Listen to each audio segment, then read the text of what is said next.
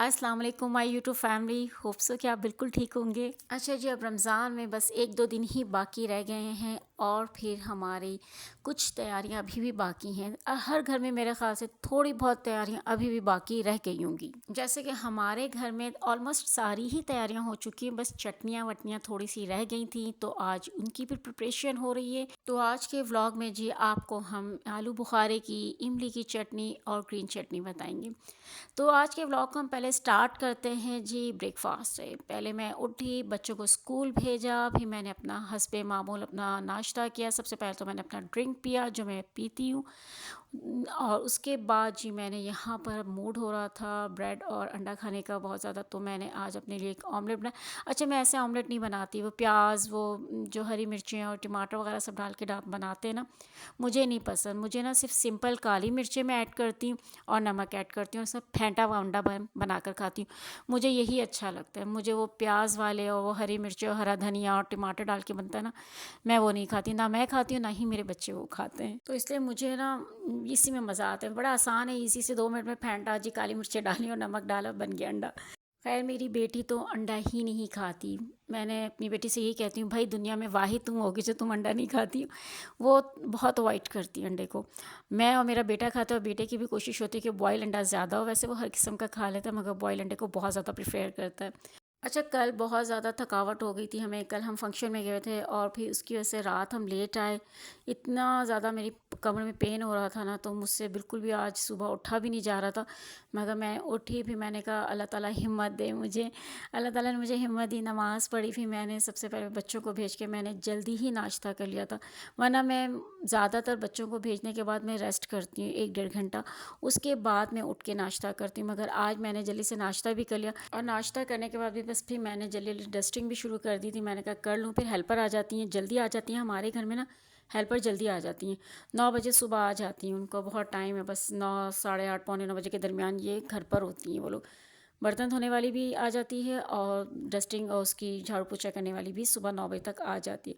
तो मैंने कहा जब आप उठ ही गई हूँ तो चलो भाई जल्दी से। वैसे मेरा मूड आज बिल्कुल भी नहीं था कुछ भी करने का, काम वाम करने का, मगर मैंने कहा नहीं, रमज़ान के अभी कुछ काम बाकी हैं, उनको भी ख़त्म करना है। स्पेशली चटनियाँ बाजी ने आज बनानी थी, तो मैंने कहा भाई वो तो साथ लगे हाँ, तो जल्दी से काम ख़त्म करवा दिया जाए मिलकर। तो वो भी हम कर लिया था, तो इसलिए भी मैंने जल्दी जल्दी डस्टिंग कर ली। मैंने कहा अब सारा काम कर लो। फिर मैं कुरान की क्लासेस लेने जाती हूँ, फिर मुझे वो भी लेनी थी। मैंने कहा आज वो भी जल्दी ले लेती हूँ, ताकि चटनियों की रेसिपी मैं अपनी यूट्यूब फैमिली के साथ ज़रूर शेयर करूँगी। होप सो कि आपको अच्छी लगेंगी। बहुत मज़े की मेरी बाजी चटनी बनाती है, बहुत ही मज़े की, सुपर डुपर होती। हमारे घर में भाई बाजी का हाथ में जो जायका है ना, कहते हैं ना आफरीन वाली बात है भाई, बहुत मज़े के खाने बनाती हैं। आप लोगों के साथ मैं रोज़ उनके खाने शेयर करती हूँ, और आज मैं उनकी इमली की चटनी भी आपके साथ शेयर करूँगी, और आलू बुखारे की भी। अच्छा, यहाँ पर उन्होंने कुछ इस तरह सा किया है कि भिगोया हुआ था ये रात में, ठीक है ये, और उसके बाद उसको छान रही, रात से भिगो के मेरे ख्याल से उन्होंने रखा हुआ था। तो उसकी वीडियो मैं नहीं बना सकी थी, क्योंकि हम लोग गए हुए थे, तो भाई बाजी ने कब किस टाइम ये काम कर लिया, मैं अपनी तैयारी में मसरूफ़ थी। तो उन्होंने ये सब कुछ किया हुआ था। उसके बाद ही उन्होंने आलू बुखारों को भी क्या कहते हैं, वो गुठलियाँ जो अलग कर लेते हैं वो कर लिया। इमली का भी इस तरह गुठलियाँ निकाली जी। अच्छा, रमज़ान की ना माशाल्लाह माशाल्लाह से हर घर में बड़ी रौनक होती है। हर घर में माशाल्लाह से सब मसरूफ़ होते हैं। ख़ास तौर पे उस टाइम तो बहुत रौनक होती है जब असर और मगरिब के दरमियान हर घर से एक अच्छे से अच्छे खाने की खुशबुएँ आ रही होती हैं। सब औरतें मसरूफ़ होती हैं, कुछ काम में, कुछ इबादतों में। बड़ा अच्छा सा एक बरकतों वाला टाइम लग रहा होता है, बड़ी रहमतों वाला वो टाइम लगता है। तो वो चीज़ बड़ी अच्छी लगती है ना। और फिर जब अफरा तफरी होती है, इफ्तार के टाइम सब बैठे हुए होते हैं, दस्तरखान लगाने के बाद दुआ मांग रहे होते हैं, बहुत ही खूबसूरत वक्त होता है। उसमें ज़्यादा से ज़्यादा ना अपने लिए, अपने घर वालों के लिए, अपने बच्चों के लिए, अपनी फैमिली के लिए, अपनी खुशियों के लिए दुआ मांगा करें, अपनी मग़फ़िरत मांगा करें, अपनी आखिरत के लिए मांगा करें कुछ। बहुत ही प्यारा और ख़ूबसूरत और कबूलियत वाला वक्त होता है ये। अच्छा, मैं एक बात कहूँ, पता है क्या, हर घर में यही होता है रमज़ान में माशाल्लाह से ना। सभी एक दूसरे के इफ्तार भी बांटते हैं, हर किसी के घर में होता है ये।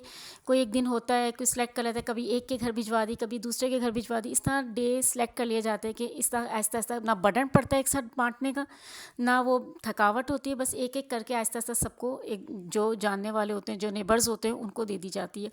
और फिर इफ्तार पार्टीज़ भी होती है, जो फैमिलीज़ के आते हैं, क्लोज़ होते हैं, उनको वो, आप हम उनके घर जाते हैं, वो हमारे घर आते हैं, ये भी होता है। مگر پتہ ہے کرتے ہی ہوں گے سب، مگر میں ویسے اپنی ایک ایڈوائس دے رہی ہوں، اور میں کہتی ہوں کہ ایک افطار پارٹی نا، یعنی کہ ایک افطاری پہ نا انوائٹ ان لوگوں کو بھی کرنا چاہیے، جیسے ہماری ہیلپر ہو گئی ہیں، جو ہیلپر بہت کرتی ہیں، سارا سال ہمارے ساتھ لگی رہتی ہیں، اتنی محنت کرتی ہیں، اور پھر ہماری جو ہیلپر، مجھے اوروں کا تو نہیں پتہ، سب کی آلموسٹ اچھی ہوتی ہوں گی تبھی وہ اتنے دن تک ٹکی رہتی، مگر واقعی ہماری ہیلپر، میں نے آپ کو اپنی ان کے لیے ایک اسپیشل ویڈیو بھی بنائی تھی، بہت اچھی، اس نے بہت سپورٹ کرتی ہے وہ ہمیں، ہماری آدھی ذمہ داری لے لیتی کہ آپ لوگ پریشان نہ ہو، رمضان آنے والا ہے یا عید آنے والی ہے، کوئی فنکشن ہوتا ہے ہمارے گھر میں، کسی کی دعوت ہوتی، وہ کہتی میں کر دوں گی، تو میں کہتی ہوں ہمیں نا اپنی ہیلپرس کو بھی نا انوائٹ کرنا چاہیے، ایک دعوت تو وہ بھی ڈیزرو کرتی ہیں کہ ان کے لیے کچھ ہمیں بھی بنانا چاہیے، پتہ ہے ایک تو ثواب بھی ملے گا، ٹھیک ہے، وہ جو ہم چیز ویز تو دیتے ہیں، جیسے کپڑے ہو گئے، بچوں کی چیزیں ہو گئیں، یا ان کے لیے کوئی سوٹ ہو گیا، کوئی اچھا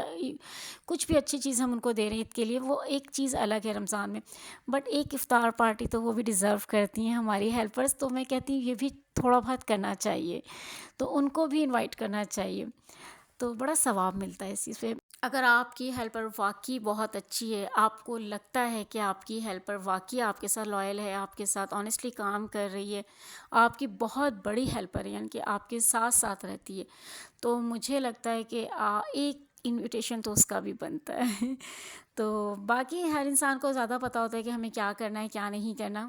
اچھا جی، یہاں پر ہماری یہ میرے خیال سے آلو بخارا اور املی کی چٹنی ہے، ٹھیک ہے، دونوں کی مکس ہے، تو کس کس کے گھر میں کون کون سے پکوڑے بنتے ہیں؟ بھئی ہمارے گھر میں نا آلو کے پکوڑے بہت بنتے ہیں، مکس پکوڑے بہت زیادہ بنتے ہیں، مرچ کے بھی پکوڑے بہت بنتے ہیں، مگر پالک کے کبھی کبھی بنتے ہیں، یہ تینوں قسم کے بنتے ہیں، مگر ریگولر نہیں بنتے، ریگولر صرف مکس پکوڑے اور ہری مرچوں کے بنتے ہیں۔ اچھا، یہ والی جو چٹنی ہے نا، یہ بھائی جان ذرا چاٹ کے اوپر، فروٹ چاٹ کے اوپر یا دہی بڑوں کے اوپر ڈال کے کھا لیتے ہیں، سبھی کھاتے ہیں، ویسے اس کے لیے زیادہ یوز ہوتی ہیں۔